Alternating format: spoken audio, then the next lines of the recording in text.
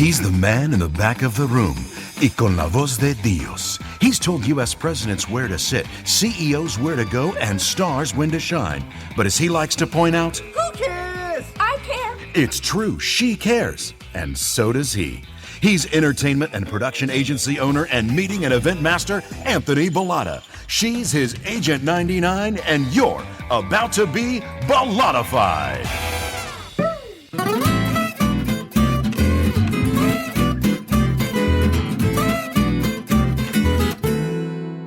Hello, friends, and welcome to another episode of Bollotta-FIDE, the one and only pod about events, entertainment, and engagement.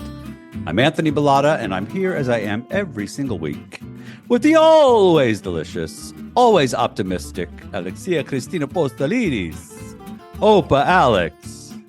Tikanis Pulaikimu. Aw, how are you feeling today, precious? I'm feeling well. I'm feeling a little accomplished. So that's a good thing. Pray tell. Well, I had a term paper to write, and I picked a very tough subject. It's not something there's a lot of research on, and I kind of had to pivot, which I did.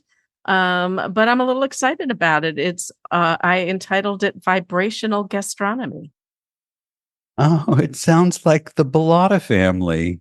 Yeah, it's all about how music and words and visual cues affect the food that we are eating. It can actually, vibration can actually change the perception of the food you were eating. Certain vibrations can make things make you think things are sweeter, and lower vibrations can have affect it to be more bitter and sour. The tempo can affect what you're eating and how fast you eat, whether or not you order a second cocktail. Your visual surroundings can have an impact on the food you eat. So now I'm just finishing up the PowerPoint for the presentation tomorrow. Wow, what an interesting subject to be studying, especially in light of the work that you do with us. Because, of course, I'm thinking of a million questions about how we can then enhance the flavor of our foods and our events by creating certain rhythms within the context of an event in such a way that it makes sense, helps to propel the event along, but also has this underlying impact of making the food taste better, maybe more savory, maybe more flavorful, maybe more delicate on the palate, right? Interesting work. Is this this is within the current class that you're taking? Yes. Yeah, it's within the certification program, and we had to write. I forgot, and I apologize. As we had a great guest on who was talking about how sometimes limitation actually gives you more options. And that really hits home with this, because we could write on anything with regards to vibration resonance. Well, that is a huge subject. And my original idea, which I really wanted to do, was just going to be too costly, and I couldn't do it right now. I will do it another time. So then I put in my PowerPoint, it was 12 rounds in the boxing arena of my mind without a knockout, until I finally got to what I wanted to write on. And all because I was at a restaurant, took a bite of soup that I had waited a year and a half to have again, and went, this is what love tastes like. And then it hit me. And that was my topic. Inspiration comes when we least expect it, and in the most intriguing of moments, doesn't it? And so we value those moments for sure. For sure. Okay, before we get started, if you're a new listener, please take this time to like and subscribe. Go ahead. We'll give you a sec. Why, thank you! You said something that makes me think about today's TIPSY. Let's get tipsy! And it's the idea of movement and keeping yourself moving, if you will. And I'm inspired to give this tip, especially by today's guests, who is going to talk, I hope a little bit about fitness. My tipsy today is exactly that. Find your fit. It's my encouragement for you to find your fit. And This came to me recently when I was at a fundraising event. I realized the importance of a consistent fitness regimen at that event. See, I was watching Jane Fonda, who was serving as a speaker. That Jane Fonda, the Oscar-winning Jane Fonda, the same Jane who in the 1980s shared her workout routine by way of 22 self-titled videos that combined sold 17 million copies. In each of them, she is front and center, illustrating every move with agility and stamina while encouraging viewers to keep up. Those workouts were phenomenally popular. These days, albeit at a slower pace and with less weight, Fonda still does those routines daily, which is at least partly why at 86 years old, she looks marvelous and spry. And as the physical evidence suggests, is no doubt enjoying a higher quality of life than her contemporaries who don't buy into the mantra, move it or lose it. Now, at 61, I do buy into that mantra, and like Jane, I maintain a daily regimen of movement. I'd like to encourage, and today I would like to encourage all of you to do the same. That's right. I didn't say exercise. I said movement. The movement doesn't have to be intense, and the routine doesn't have to be long. Start wherever you are today and engage as much of the body as you can. Dance, jiggle, bounce, hump, strut, twirl. Get your heart rate up and sweat a little bit. That's the point. You don't have to be an athlete or even feel like one, because who cares? It's far more productive and beneficial to move in a way that gives you joy or at least retains your interest. Think of the effort as an investment in yourself, in the future of you, in the you that wants to continue to unquestionably rely on the bones and muscles, the tissues and joints, the appendages and digits that keep you upright, sturdy, and balanced today.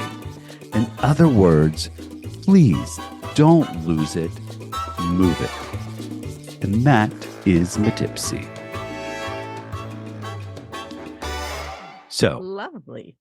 thank you. I took some notes from you as well to put this TIPSY together because I think it's important that people understand it's just about starting someplace, having some fun with the movement, engaging yourself fully, working up a sweat, and that's all it is. Mm-hmm, mm-hmm. I So- have to tell you, I was a staunch follower of her workout videos with the complete 80s gear, leg warmers and all in my little step aerobics that I would do at home. Oh, yeah. Those were so popular. I was too. I mean, I didn't follow the workouts, but I knew of them. And I in the 80s, I remember distinctly taking a jazzercise. I think it was called jazzercise. It wasn't jazzercise, actually. It was aerobics at a little studio in the Skylake Mall to It's Raining Men. I just remember that vividly in my head, that routine, It's Raining Men, because that beat is like, I don't know, it's like 256. It's nonstop and you're pumping and pumping. Anyway, those were the days. And then we used to do step.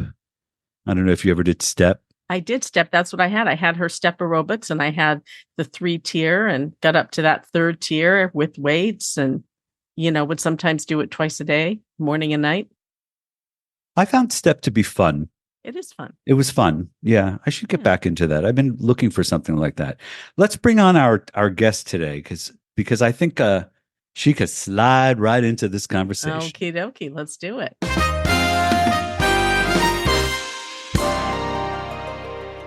Our guest today is truly an inspiration for those of us looking to change our lives. She woke up one day and decided to make a list of things that made her happy. Everything on her list pointed to a life and career in San Diego, and there was no stopping her. With tourism being a top industry in San Diego, she knew it was the perfect city for people to stay active and make memories. She created and designed a business that plans unique experiences on land and sea. From leisure, active, and adventure packages, they work with partners in fitness, health, wellness, and adventures in San Diego County. Please welcome the founder and chief experience officer of Fit City Adventures, the incredible Angela Minardi. Hey. Hi. Wow. What an introduction. Isn't that something? Can you follow me around in daily life? I can. I just have to do it with the mic and the headphones. So, Okay. we have the right voice. Although I have to be honest with you, Angela, you're not the first to ask, and it's not the first time she said yes. Okay. All right. I'll take you part-time. Hey, I you know what? It's attention. I love it. So That's awesome. Thank you. Okay. Well, it's great to have you on this podcast. We have a little something in common that I found out just by doing some stalking of you. You are a Syracuse University grad. Correct. Yay, Yes, Orange man. I've braved the cold. Yes, I'm a Yes. Newhouse grad, Orange woman. Yes. Yes. Orange man means something very different today than it did when we were in school. So I have a harder time saying the word, but yes, I'm an Orangeman too. Absolutely. Cool. So we like to start this podcast with a little fun and the way to give the audience a little better way to get to know you, if you don't mind, something we call 10 quick questions. 10 quick questions. 10 quick questions?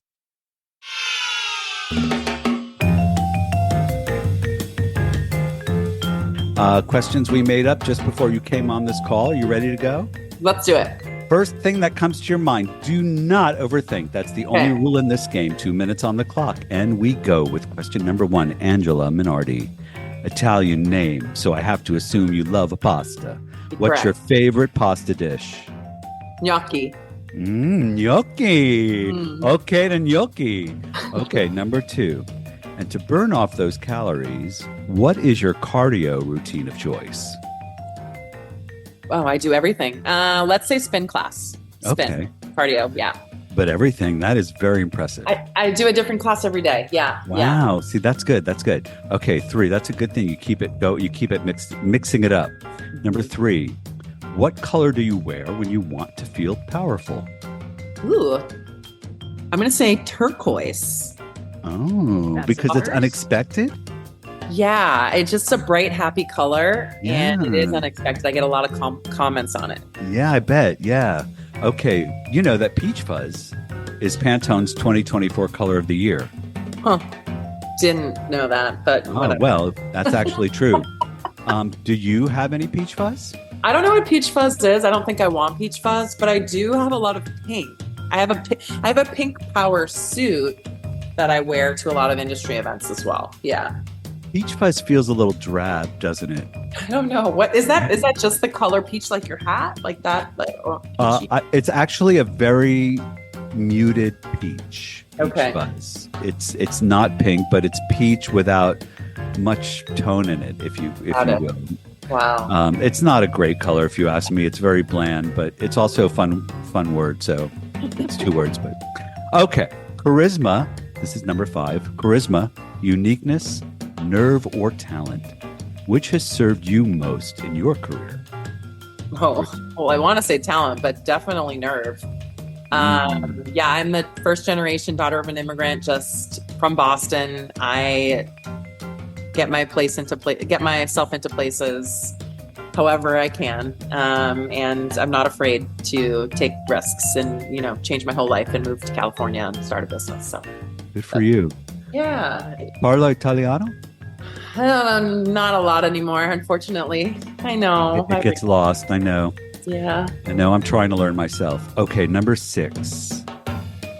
What's the last thing you got in trouble for doing or saying? Oh boy, in trouble by whom? Probably my mom. I went on a family vacation a couple of weeks ago and I forgot my passport. I was going on a trip to Europe the next day, and so I got a little stressed out. And my mom and I got in a little tiff because I had to go home and book a flight from Boston to LA to get my passport and then fly from LA to Helsinki. I was supposed to go Boston, Helsinki, and I had to go back across the U.S. and back again. Oh my goodness. Yeah, that's traumatic. That's Yeah. that's traumatic. Yeah, so we, little mom Yeah. daughter Yeah, fight. now you laugh. Right. Yeah. All right. What's your favorite workout jam? Music. I love Avicii. Avicii. I don't know if you know who Avicii is. He's a DJ who's no longer with us, but amazing beats. And I actually went to his museum when I went to Sweden recently when I was on that vacation. Neat. Highly recommend. With your passport in hand. With my passport, yes. Number 8, assuming you have at least one of these like the rest of us human beings, what is your guiltiest pleasure? Okay. Cali cream, ice cream. I order 4 different kinds, 4 different scoops. I get 2 waffle cones. I break them up and I like use them like chips. That is awesome. Yes. Yeah. It's like a buffet of ice cream. Yes, it is. Well, and chips. it also It's kind of beautiful. matches if you're like me, you like more savory, then you get the illusion of chips and dip. Correct. So still craving, satiating that sweet desire. It's Love like it. an ice cream nachos. Yes, Yeah. correct. I could get down with that. I love that. We have to try that at our next party. Small party. Small party. Okay. What's better, baked beans or refried beans? Oh man, I'm from Boston. We eat a lot of baked beans. I'm gonna say I like the refried. I mean, I know they're Okay. fattening with the lard and everything, but the flavor can't go wrong. Right. Okay. know So what, welcome to though? Southern Cal then. Yeah. I'm just going to give you, because I was a vegetarian for so long, you can get good vegetarian refried beans and they have just enough fat in them to keep them creamy. Mhm. So that's my staple in my house. Okay, good. Let's have a bean off. Come with your beans. And we have our little precious toe beans, of course, from our little dogs. They call those little toe beans. They're bad. Oh. Anyway, number 10. Can you give us the name of one of the dorms you lived in while you were at Syracuse? Yes. I can give you the names of all of them. But Do it. Do it. Brewster Boland. So Me too. Brew 8. I was in Brewster too. And when I was there, it was all male and Boland was all female. Oh, wow. Now it's all co-ed. Right. Okay. Yes, cool. So, okay. Yeah, that was the freshman year. And then I lived my sophomore year in Del Plaine. Okay. I And was then in my Day jun- Hall. Okay. Okay, yep. And then my junior year, I lived in my sorority house, Gamma Phi Okay. Beta. Go Gamma Phi. Gamma And Phi. then my senior year, I lived off campus in an apartment. So did I. My senior year. It was like time to get off campus. Correct. There we go. Totally cool. I lived I on don't Genesee Street. think we were on campus the same time, but if we were, No, no, fine. I'm a little bit older than you, just Okay. like a tad. Yeah, I graduated in '84. Okay, yeah. Yeah. 20 years. 20 years. Yeah. 20 So, and I looked up some of those buildings just before this interview because I'd forgotten Shaw Hall. I couldn't remember. At Mm. the time, it was like an interdisciplinary hall. I was an RA for 2 years. Oh, wow. Yeah, and Shaw was one of my halls, and so I had a lot of artistic kids because it was a lot of art students and drama students who didn't necessarily fit in other places, so they Yeah. brought them to Shaw Hall. I don't think they do that anymore there. I don't think it's the same. I don't think so. I don't know. I was there when we won the national championship with Carmelo Anthony and basketball. So that was insane. And there were lots of riots and couches being thrown on fire outside of fraternity houses. Wow. It was a big party. Yeah. So I was there with Vanessa Williams. She won Miss America Oh. and then unfortunately lost her crown, which was shameful of them. But through all of that, Cool. she was in our department. There's always history at Syracuse. There's always some history, A lot of people went there. So, but you are here now in SoCal, and it just seems like it fits. It's the right place for you to be. Am I wrong in making that assumption? No, you're 100% right. Yeah. And I did do the thing with the list. I woke up and wrote a list of 10 things I wanted in life. It was sunshine, happy people, beaches, activities. And I had only been to California once before that. And I said, I think it's in California. So I took 2 trips out here and I did basically LA South. I drove in a Mustang convertible, as one does. As one does. It stopped at every Mhm. beach. It ended at Shore Club and PB. And I Uh-huh. said, people live here full time. I'm doing this in a year. And so a year to that day, I sold my house, got divorced, packed my car, drove out. Didn't know anyone, just changed my life. Wow. Wouldn't regret it for a second. I absolutely love it here. Yeah. No, the change. Go ahead. I just have such admiration because I mean, you're young, so changing your life, it's such a scary thing to do. And especially as you start getting older, but wow, that is all that at once. Yeah. That's a TED Talk in the making. let's unpack that for a moment, because some people would be really, really put off by all of that and having to do all of those things in order to change their life.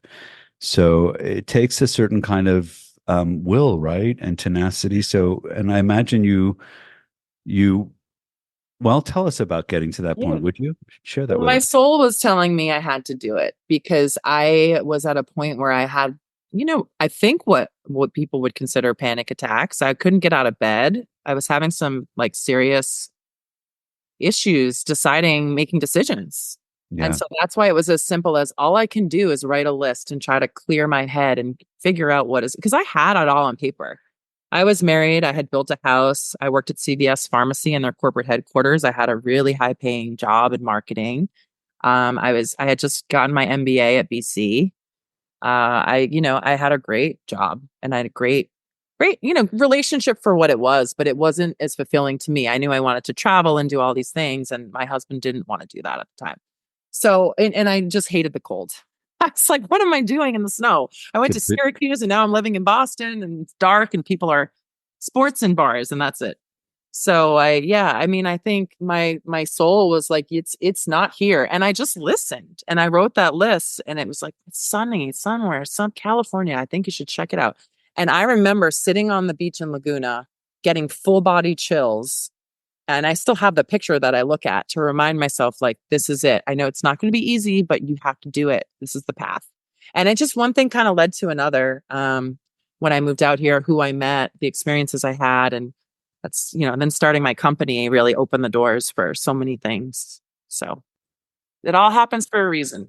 Yeah, it seems to. Would you say that putting it out there and making the list really helped it to come to be? I think so. I was doing a lot of yoga and yoga retreats at the time because I was pretty unhappy and I wasn't sure if it was me, if my job, my relationship. I couldn't really understand it all, but simplifying it really helped. I did a silent retreat at a place called Kripalu in Massachusetts, which is an amazing yogi center. And I would go there quite often, actually. And it's a wild place where, like, at lunchtime they have bongo drums and everyone's dancing like crazy and you have like silent eating and hiking. It's beautiful, but it's a time for you to really listen and kind of get internal. So I think a lot came out of that. And I knew that I wanted to kind of just start over and listen to myself and not what everyone thinks I should be doing, right? With the job and all the things. So when I moved to California, within the first 2 years, I went to 20 countries because I knew I wanted to travel and see the world. I didn't really do that so much on the East Coast. And that opened my eyes to a lot of things as well. And that's actually where I got the business idea for Fit City. I was on a bus in Morocco when I came up with the idea. On a bus in Morocco. Yes. And Great what place to be. Right. And there's more to unpack. Yes. And so what happened on that bus that made you think of Fit City? Yeah. I mean, I was doing these trips by myself and I would do them in tour groups. So I didn't really know all the places I was going. I knew the countries. It was Spain, Morocco, Portugal on a bus with 50 strangers from around the world. And it was super cool, but I still wanted to stay healthy. And I was always been into fitness and health. And so I was, I kept saying on the bus, like, geez, I want to see the cities, but I want to see them in a fun, fit way. Like, I don't know the tours or where to go or what to do. And running in Morocco by yourself as a woman, not very safe. So, I was talking with like my bus mates and we came up with this idea together. So, the name just like, was like, yeah, like Fit City, like a city that's fit and Fit City Adventures. And there wasn't really anything out there doing this, especially for groups, corporate groups. Right. So I said, I'm going to start this in San Diego. That's why I moved there. I love the activities. I have a background in PR, marketing, business.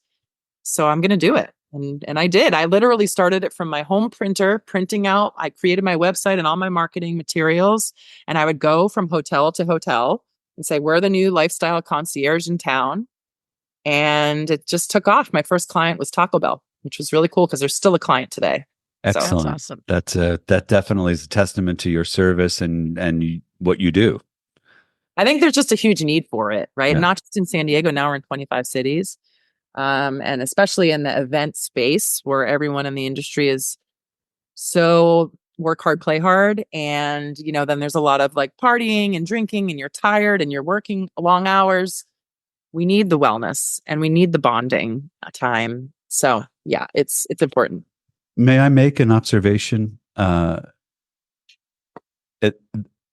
fact that you made this happen, you brought it to fruition, you had the vision, and you committed to it, says a lot about who you are. And there is so much to be learned from that, because many of us are afraid to even express what we want or write it down or commit to it. But you can't even begin the journey until you make that first step of committing yourself. And then you'll see that, like in Angela's case, it sounds glamorous, but she said it herself. She was having panic attacks at home.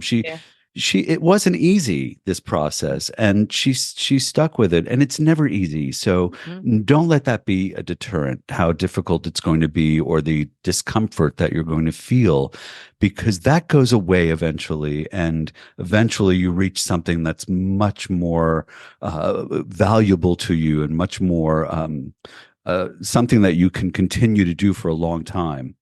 Yeah. Yeah. I feel like when I was working on Fit City, I was in a flow. They really do stay that, like your flow state. I was super excited. I lost track of time for hours because I still had a full-time job. So I was working Monday through Thursday, traveling, consulting. And then Friday I would open up my Fit City laptop, and that's where I would kind of lose myself. And I'm like, I got to stop doing the corporate stuff and do this more. Right. And I quit my corporate job right before COVID. So that was awesome. So did you move to San Diego still employed?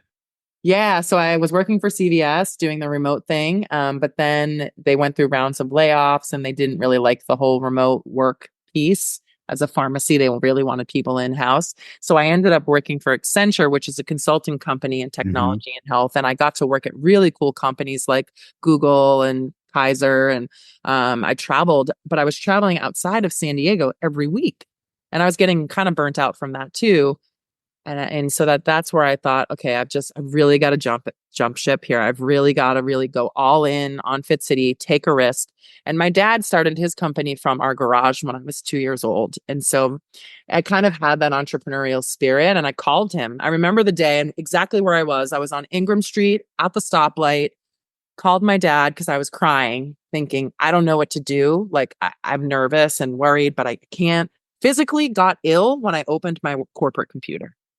And so he said, just do it, Angela. You have 2 degrees. You have a family that loves you. You're going to be okay. What's the worst that can happen? And that's the question that I ask myself, like almost daily. Right. What is the worst that can happen? You're going to be fine. You'll get another job if it doesn't work out. Big deal. At least you tried. Always work for someone else. Right. Yeah. So that was a pivotal moment. And what you didn't realize then probably is that there was no way in hell that you would do this without it working out. You are going to make it work out. It's going to work out. It's going to be successful because you're driven that way, right? It's going to work. And I assume you approach it that way too, not a fatalist by any means, thinking you're going to fail before you even give yourself a chance to try. Oh no, that thought doesn't even cross my mind. It's just like, okay, what's next? Okay, what creative ideas? Who do you know? I enjoy that part of it all. So it's fun. It's really fun for me. So tell us what Fit City does. Yeah. And just give us the elevator pitch. Yeah. So Fit City, I mentioned we're a lifestyle concierge. We have over 100 activities in our menu. Everything we do is based in health and wellness. So we're really all about connecting people in a fun and fit way. And a majority of it is done with hotel properties. So we're really focused in the industry for conference groups. So conferences and conventions. And it could be groups of 25, more smaller incentive groups, or those really large citywide conventions where we may do yoga boot camps and 5Ks in the morning. And then in the afternoons, we're running their beach Olympics or their bike tours and hiking tours. That's our tagline, is really to see the city in a fun, fit way. So now, like I said, we expanded West Coast to East Coast. We're doing a 500-person 5K on the Rocky Steps in Philly next week, and a big field day in UC Denver.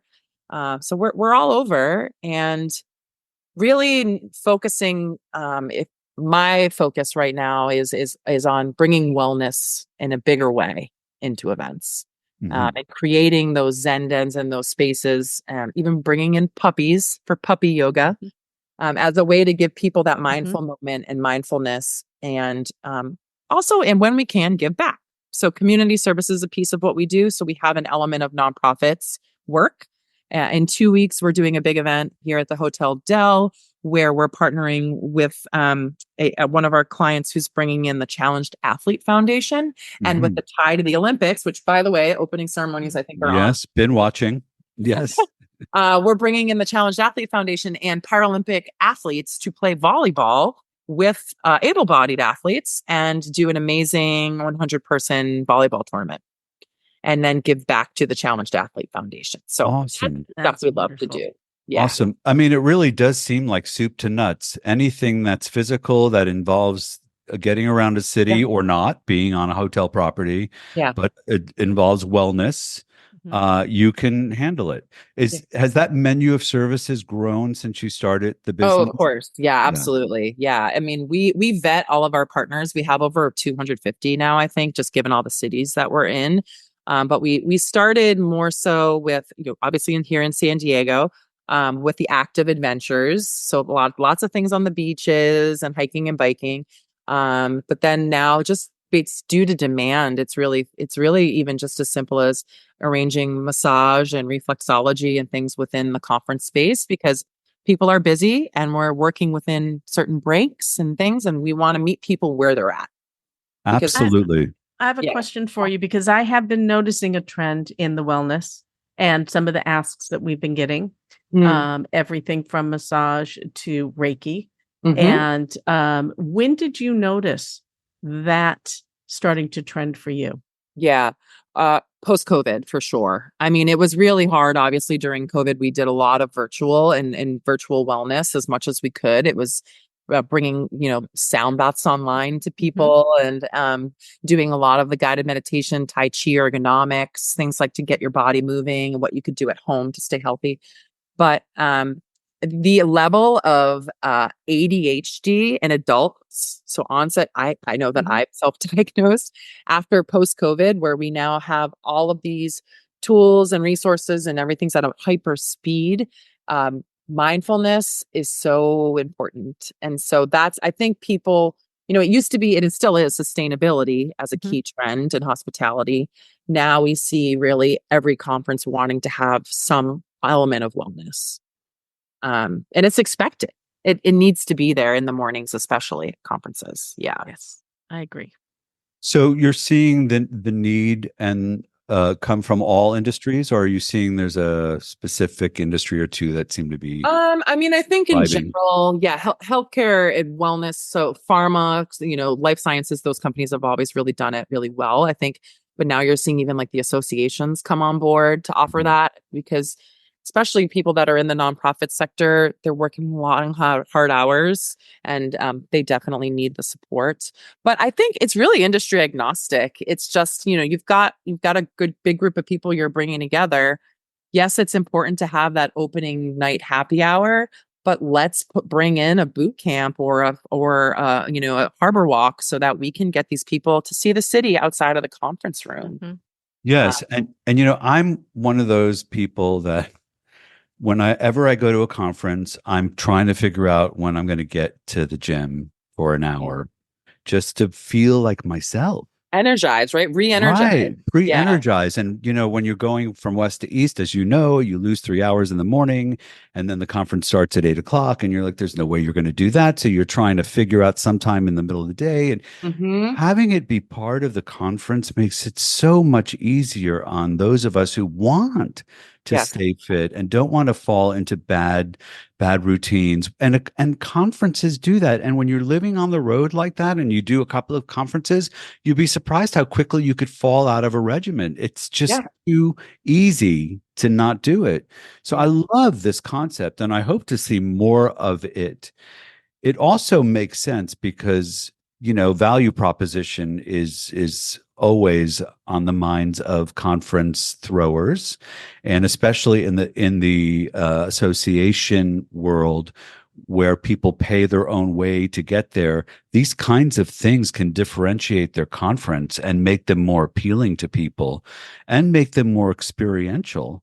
Sure. Yeah, and that's right. So we did the PCMA conference was here in January, the Association Large Association conference, and we held a sound bath, and that was one of the most popular events. And you don't have to get sweaty for it. You can go right to the conference, but it is something that they're remembering and putting on those feedback forms. And most people had never done it before. And one woman came out saying, wow, I just feel so light and like I released so much emotion and I'm ready to tackle the day and I'm excited to meet new people. And so there's so many reasons why this is important for attendees. It's just, it's almost necessary at this point. It's necessary. Yeah. It's very important. Yeah. We need to keep our bodies fit. I'm no argument there, but people forget that our souls need to stay fit too. So like meditation it's keeping your mind fit, right? Those spiritual, those sound baths, the Reiki, all of it.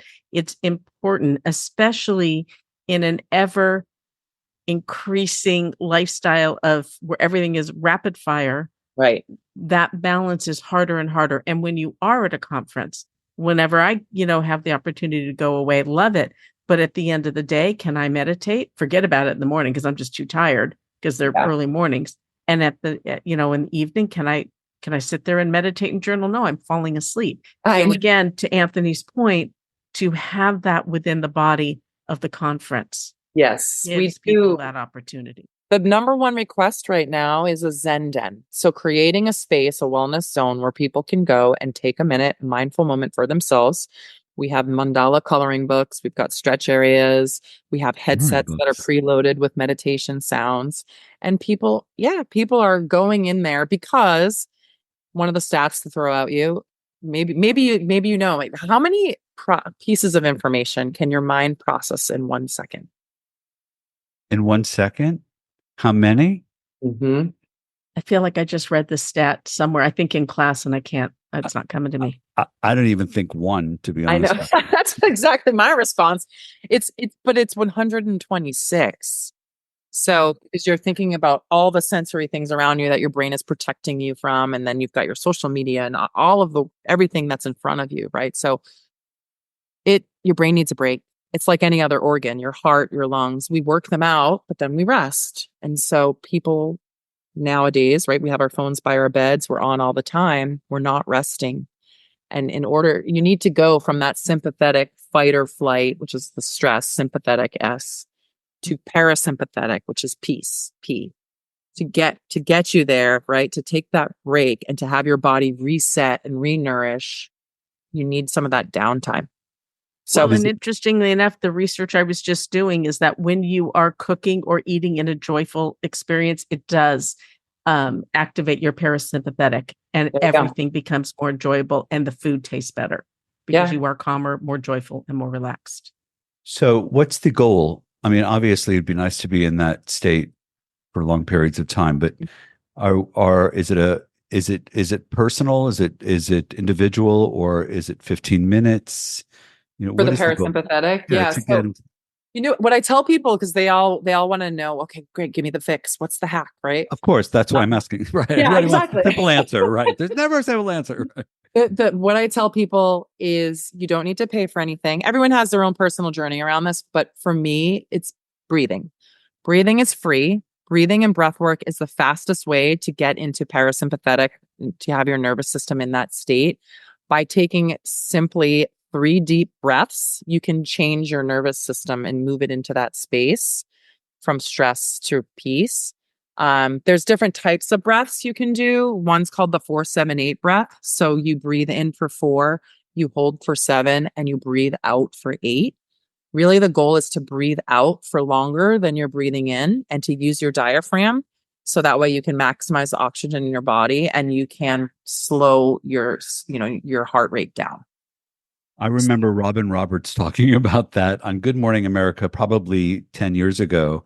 And I couldn't remember exactly what it was, 4-7-8. 4-7-8, yeah. But But I do know that when I try that, some variation of that at night when I'm trying to sleep, it helps Mhm. a Yeah, and great deal. that's all meditation is actually connecting your body and your breath.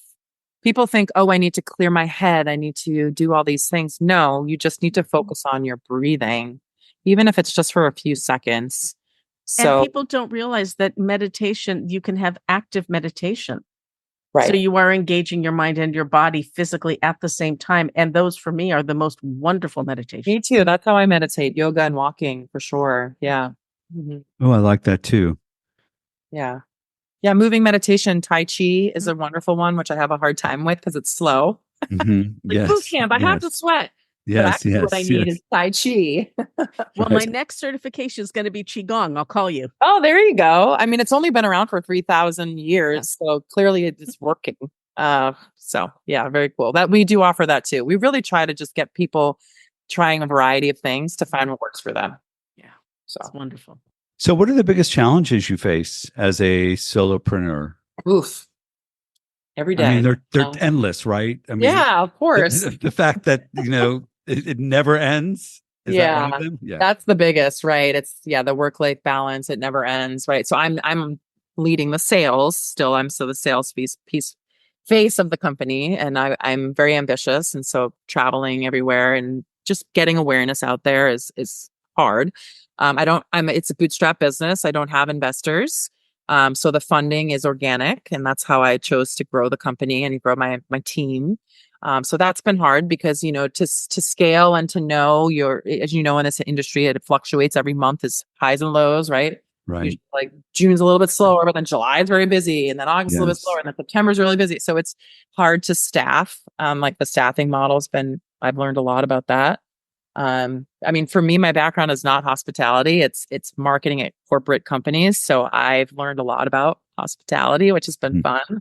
I love the people. I love the industry. So yeah, it's really just scaling and growth, and doing it by myself has been tricky. But there's, especially in San Diego, everyone is extremely helpful, great mentors. Actually, one of my mentors said to say hi to you, Anthony, Mandy Graziano. I was just talking to her. Oh, she's been on this program. She's Yeah. she's a Yeah. smart lady. Love her book. Very, very, very, very in touch Yes. and smart Yes. sales coach for me. So I just have great people like that around me, and it's definitely helping. Well, it seems like you're doing all the right things too when you want to run a business, and that is to surround yourself with people who can help you, right? To tackle the problems as they come. Don't let things pile up. Right. Put your face out there. Sell. Which how did that feel for you? My own experience with having started my own business was I never considered myself a salesperson, and I still really don't. I just felt like, I was vested in what I was doing, and that made it easy. Do you feel the same way? I do. I mean, I live what I preach, right? Like I'm doing these activities, and I started it because I wanted it and know there's a need for it. So it's more about solving and like helping find solutions to people's needs. And we're creating new programs and customizing stuff all the time based off of different phone calls and things. So that's what's cool about the entrepreneur journey, is I can make the programs whatever we want. So it's not so much a hard sell as it is like, well, yeah, what do you envision? Like, let's co-create this together. But then I also get myself down a rabbit hole of, Angela, you can't keep customizing. You gotta reel it in. Right. Well, I don't know. I have to be honest about the fact that there has probably never been a show that I've produced that I've done again. Yeah. Because I just once it's done, I just don't want to do it again. So my new I get thing, that. I think the creative outlet for me now is stand-up comedy and writing song lyrics. And that was the thing I know you were going to ask about, like learning something new. So I'm trying to keep the creative outlets, if I can, maybe to those personal things, and then really trying to focus the business on growth. And so I'm trying. It's hard. It's always going to be hard, and it's always going to be a balance, But I think, I started my own business in 1994, and I think you're much further along than I was in the short time that you've been in business, but I will say the journey is better now than it's ever been. So the longer you hang on and the longer you do it, the more you're going to enjoy it and love it and sink right into it and revel in everything that it gives you and that you can give it, because it's your own baby. Right. It's Yeah. your own, Very passionate about health and wellness. I've always worked in health and wellness. And my team is awesome. And we have a small team, but I would love to grow it. So I'm always out there looking for great people to join us, to join our, like, if we have a sports analogy, like where I'm the captain and this is my team, because, we're in Fit City. And so, especially in different cities, that's the thing now, is just as I travel, meeting people. And that's what I love about this work. So I have a recommendation for you, and that is to check out the people who work for Choose Fitness in San Diego. Yeah, because I find them to be really hospitable, and warm, and they all do their jobs really well. It's probably the cleanest gym I've ever belonged to. They're still cleaning off that after 10 years, 12 years. It's been open in Mission Valley. They've redone the water, the wet areas more than once. And they're the kind of people that would translate well in your business. So not to poach them, but maybe if you happen to, look around and find some of them, I think you'd be happy with their attitudes. Cause it's really, at the end of the day, that's part of what we do, right? Being hospitable, you have to bring a certain presence to what you do. Right. Wow.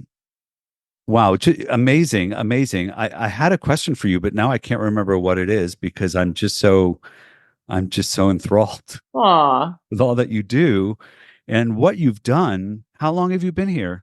Yeah. So I started the company. My first event was in 2019 in June. And then, of course, COVID was March of 2020. So I that was a crazy time. I had just quit my job and then I went on unemployment.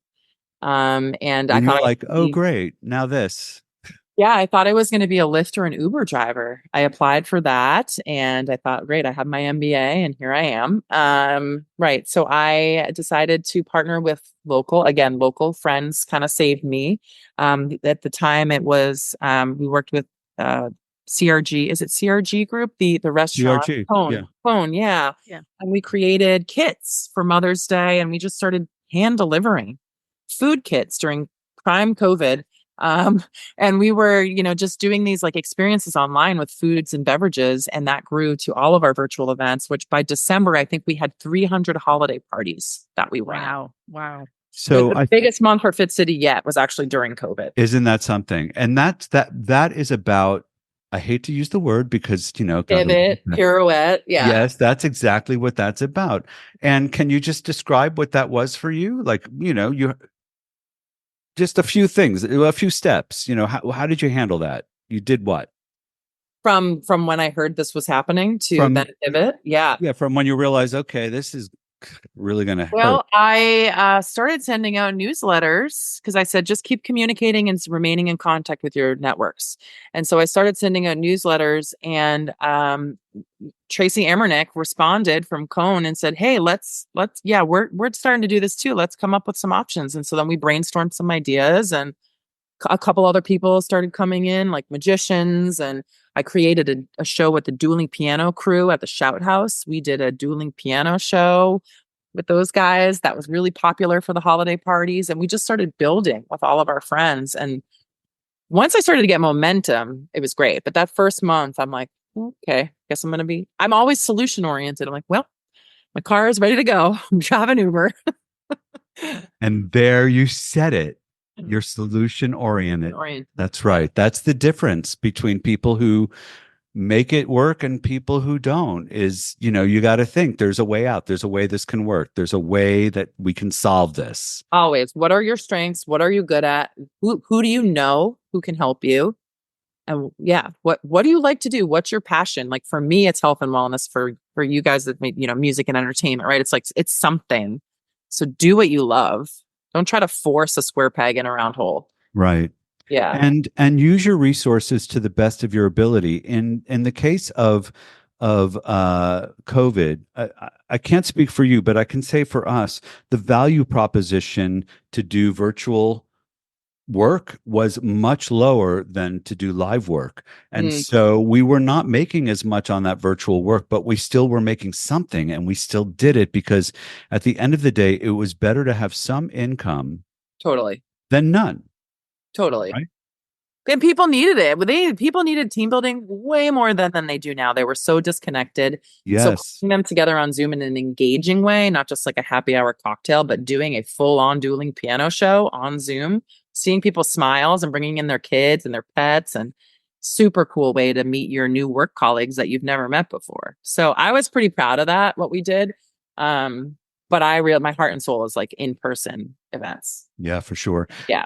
There's been so much upheaval in employment, in the world of employment, people quitting their job, the mass exodus, the silent quitter, all of that, Yeah. those terms we heard. What do you do to keep your employees? How do you keep them happy and engaged? Oh, Just another thing to put on your plate. Journey. Yeah, it's a journey. It's hard at a startup. I'm learning It's hard. from them It's just hard. as much as they're learning from me.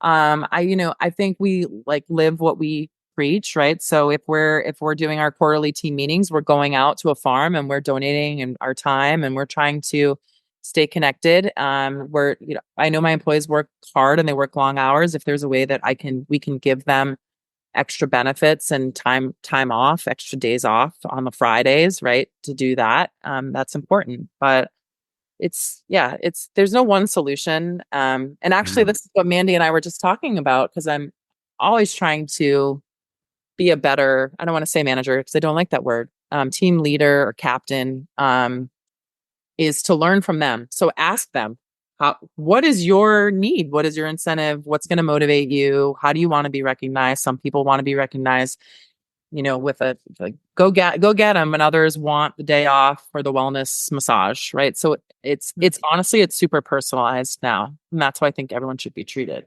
It's not a cookie cutter approach No. anymore. It may have been 40 years ago, but it certainly isn't today. People don't think of themselves as living in boxes with other, molded eggs. Everybody thinks of themselves as an individual. And I've found that the rules, that the policies and procedures that you put in place are a guide. Yeah. They're not written in black stone, and, they're not anointed by God. They're a guide by which so the flexibility and the authenticity that you bring to what you do, I think is really going to help you to be even more successful, because you live your brand, and there's no faking it. There's no, well, what's behind this door? You are, I think, what you offer. And I imagine that when you first meet a client, what they see at that first meeting is the same Angela Minardi they see a year later after they've worked with you. It's the same person, right? It doesn't change. Yeah. Yeah, it's great to have a team around me, because I'm really good with the in-person interactions and like the business development piece and the creativity piece. But then I have people with 20 years of event DMC experience who know the operations in and out, and they think of every little thing. And so that's where we're all about making memories and creating experiences.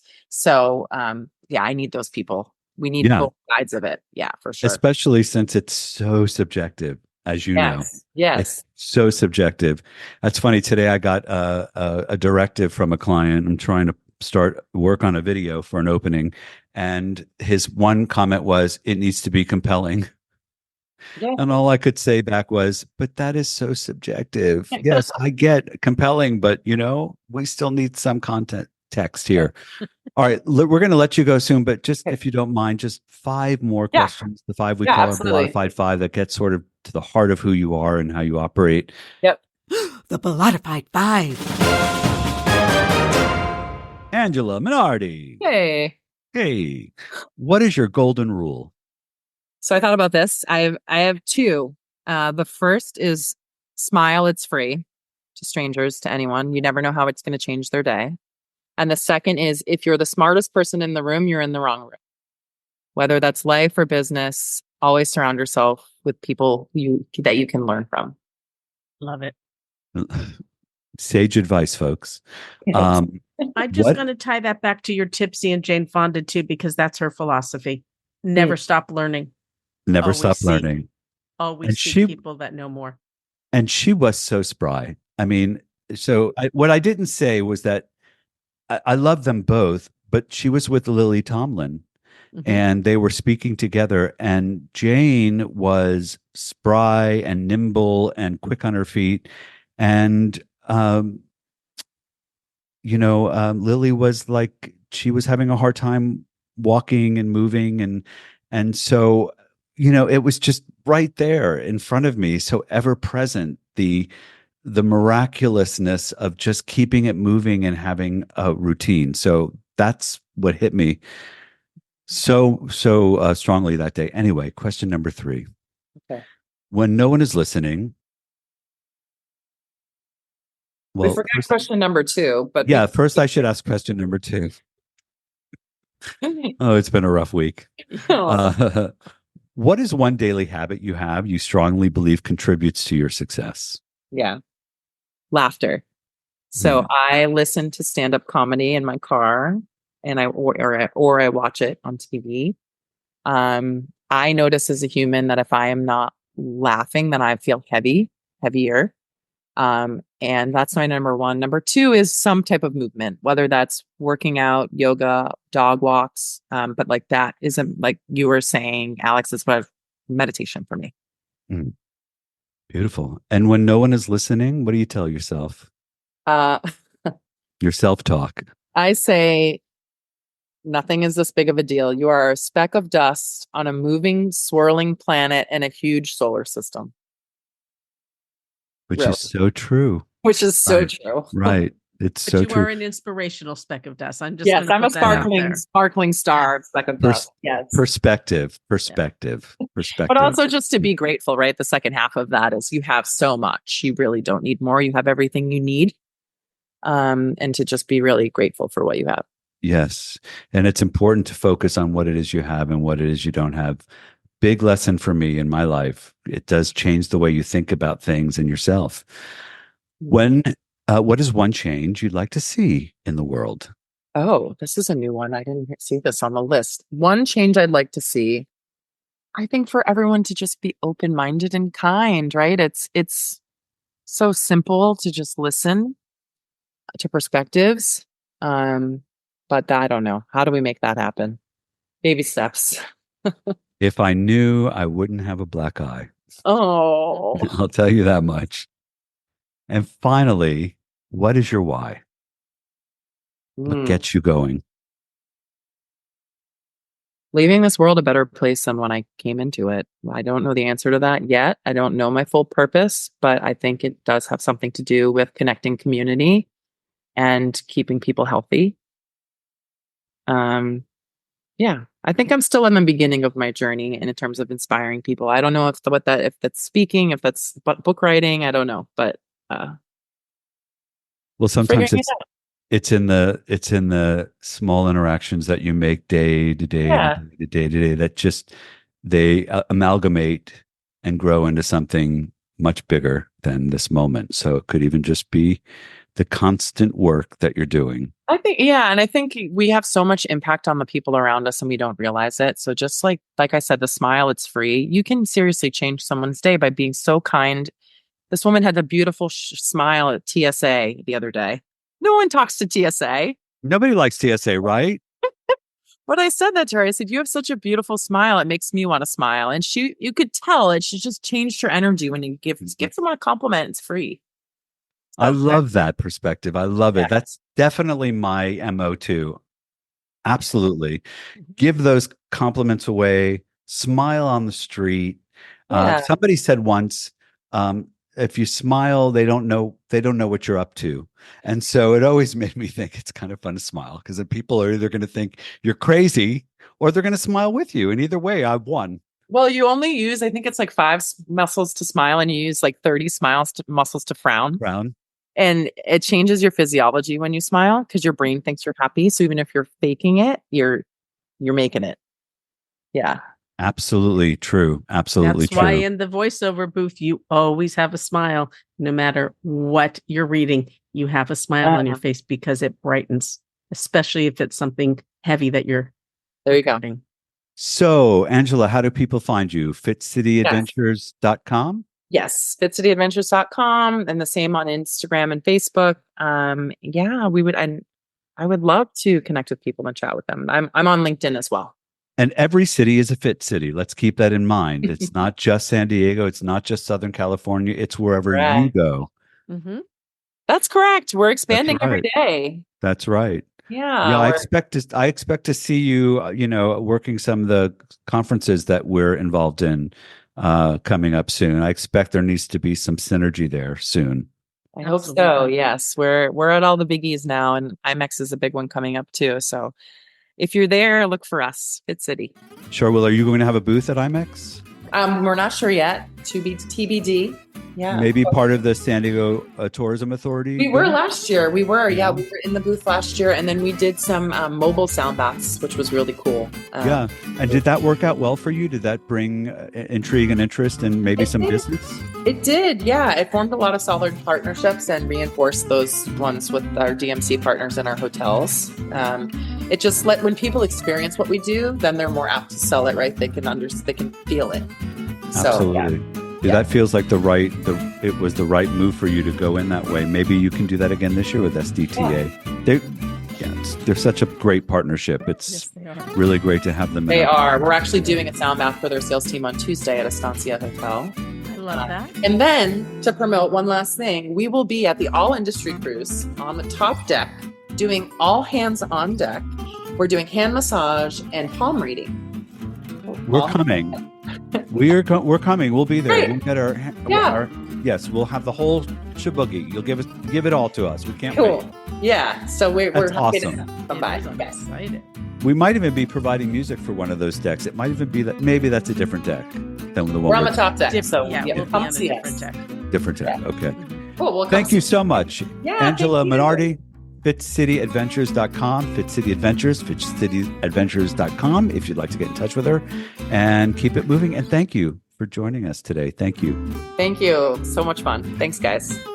Thank you. Hey, thank you for listening to Bollotta-FIDE. If you haven't already, please like and subscribe. And remember to leave us your questions or comments at bollotta.com/podcast. Bollotta-FIDE is a production of Bollotta Entertainment. Hey, that's a lot of Bollotta. Stay engaging.